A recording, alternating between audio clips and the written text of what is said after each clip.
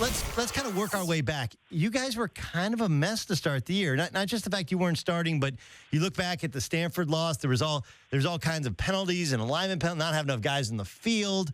How did you go about fixing that? Right. I think it was really just trust. You look at it. After the Utah loss, we had a team meeting. It was players only. We kind of kicked the coaches out. We wanted to discuss things just as players, and we were really honest with each other, honest about our mistakes and how we can get better. And, I think we really learned from that, and we developed trust within the coaching staff as well, and we were honest with them from that point forward. And I think it was a really good thing that we did there, and ever since then we didn't lose a game. So I think it was a great thing to develop that trust with each other, and looking back on it, I think that really was the turning point. Okay, so take me to the Rose Bowl. You go out there and, look, you grow up in Southern California, you go to SC. In addition to dreaming of playing for national championship, you dream of a Rose Bowl. I know you kind of give off this vibe of being a flatliner, like nothing gets your pulse high, nothing gets your pulse low. But it sure seemed like you guys, both teams, were overly fired up out of the locker room. Is that accurate? Yeah, it's very accurate. No, I definitely, my pulse was going there at the beginning of the game. Your first pass was like a 10-yard pass that it was high, and that sucker, I think it took out somebody in the third row. No, on that play, actually, Tay slipped. He said he would have caught it, but I knew that was firing out of my hand. I was really excited to get that one off, get the first pass away. But, I think it was the case for both teams. That environment was unlike anything I've ever played in, honestly. And, it was really electrifying. Penn State fans, they traveled well, and they came out there really, really loud. I was down there a couple times during their for a couple of our possessions, backed up in our own end. And, sometimes, my center couldn't even hear the snap count. So, they came out and they were really loud, and so were our fans. It was just a really great experience and really something I'll never forget. Yeah, it's going to be a game that, honestly, there'll be people, 30, 40 years from now, be like, I remember the Rose Bowl. I was there. There's going to be a million people saying that they were there. Sam Darnold joining us in the Doug Gottlieb Show. Footing seemed like it was an issue. Even for you guys play on natural grass all year long. So does Penn State. But it seemed like it was an issue with people. Yeah, it definitely was. I slipped a couple times.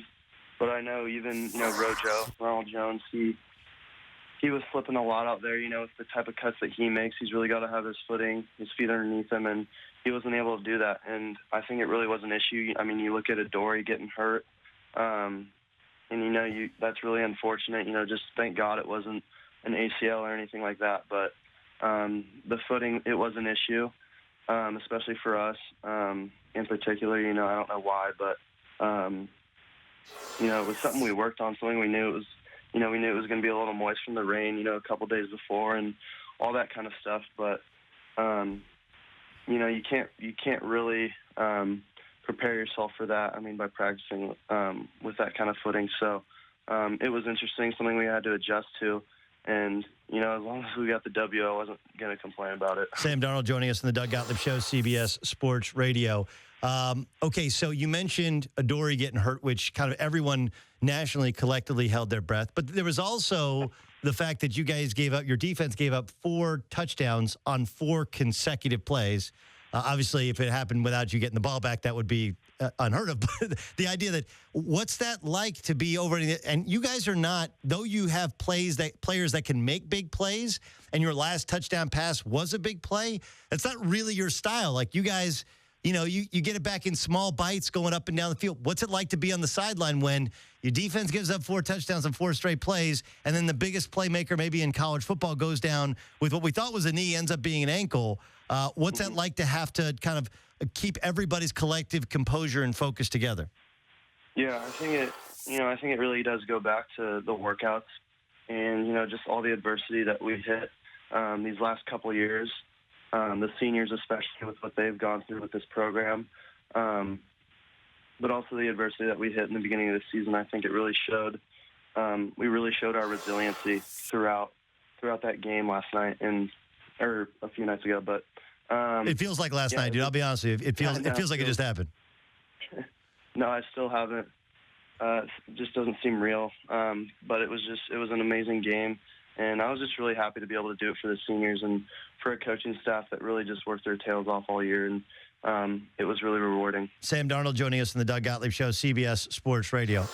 Who were you throwing the football to on the third down play where you're being pulled down and it deflected off one and somebody else caught it and that really, if not for that, you guys have to punt. You don't make the last touchdown pass. Like tell me exactly what happened on that play.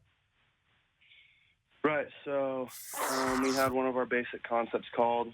Which is called what? I mean, you're not playing another game right now, so you can tell us what the concept was called. Right, I mean, it's called a ride concept where it's just two shallows and a guy basic underneath, which is a 10-yard in cut. You guys see it. We run it all the time. It's really our go-to play. And, no, I was just trying to hit the in cut, and I was falling down. I got pressured, and I saw Tyler Petit, number 82. I saw him kind of flash up, and I tried to get it to him.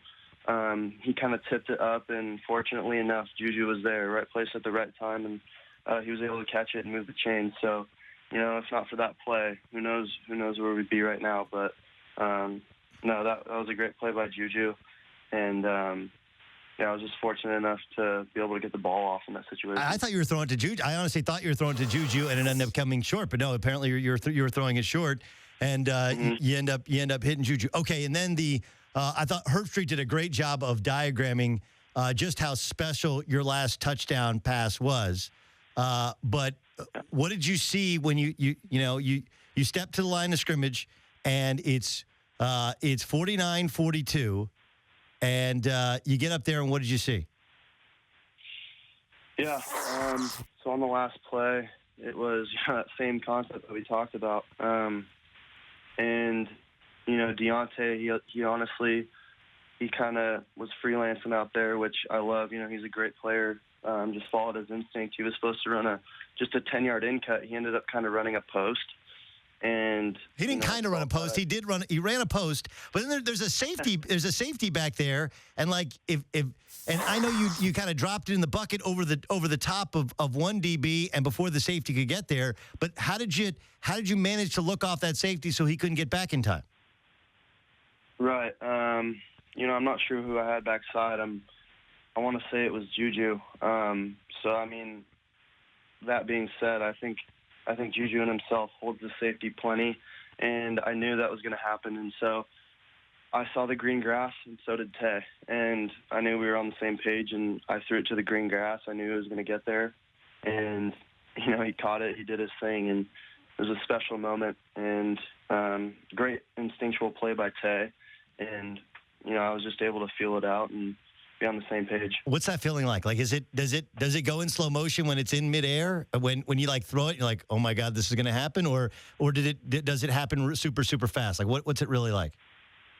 Honestly, it did happen in slow motion. I was dropping back, had a lot of time. They only brought 3 or 4 guys, and our line did a great job. I had enough time. I didn't feel anyone around me, knew I had that time, and saw Tay kind of venture into that area, and it really did happen in slow motion.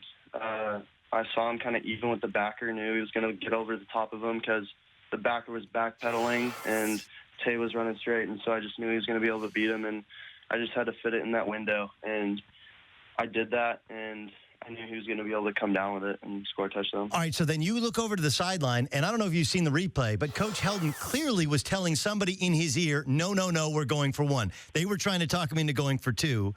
In your heart of hearts, what did you want to do? No, so before that, actually, talked about it. I talked about it on a headset with Coach Tyson Helton, and we were talking about going for 2 for the game winner if that does come up. So if there was, 30 seconds or whatever, we were going to go for 2 for the win. But being that it was a minute and 20 or something like that on the clock, we just wanted to go for 1, play it safe. And we did that. And fortunately enough, Leon McQuay came up big there with that pick. And, the rest is history. And I'm just so proud of the coaching staff for how they managed that end of the game situation. We practice it all the time, and practice really does make perfect. And without practicing those situational plays over and over again in every Friday walkthrough, I don't think we would have been able to execute the way we did. Bormeister ends up kicking a 46-yarder. He missed a 49-yarder right, missed a 52-yarder right. He had plenty of leg on both, but he'd made them both right. You guys obviously got on the left hash. Did you say anything to him when he comes trotting out? Like, what was your routine when you take that knee to put it on the left hash? What'd you do? Yeah, I mean, I was just able to. Well, I knew I was confident in Matt Bormeister. I mean, I watched him every single day in practice. Snapper, Zach Smith, Holder, Wyatt Schmidt. I knew. I mean, I had full confidence in those guys. They're heck of a football players, and I was just really confident. I watched them every single day, and knew Matt had a huge leg, and knew his only issue was going to be accuracy. And once I saw him, once I saw the look in his eyes right before he went out there, I knew he had it, and I was just waiting to charge the field and give him some loving. You obviously haven't played high school football. It wouldn't have mattered that you lost 3 games to start the year. You would have got to compete for a CIF and a state championship. In college football, you don't. You had people all year saying, hey, SC is one of the top 4 teams. In your heart of hearts, do you believe that in spite of what the score was to start the year, you guys could compete with Bama today? Yeah, I definitely think we can. But, I honestly don't like to think about things like that. I mean, shoot, if we played them again, I think it'd be a lot more competitive. But yeah, I mean, hopefully we get an opportunity to play them, next year or something like that. That'd be awesome. But with that being said, I don't like to, I don't like to think about things like that too much. All right. So how about this one? We got like 30 seconds left. How do you keep the level head that you have and that your teammates have? Now you're in LA. The Rams stink. UCLA had a bad year. Like, you guys are the toast of town. You won the Rose Bowl. People are talking national championship next year already. How do you keep the level head that's allowed you to get to where you are today?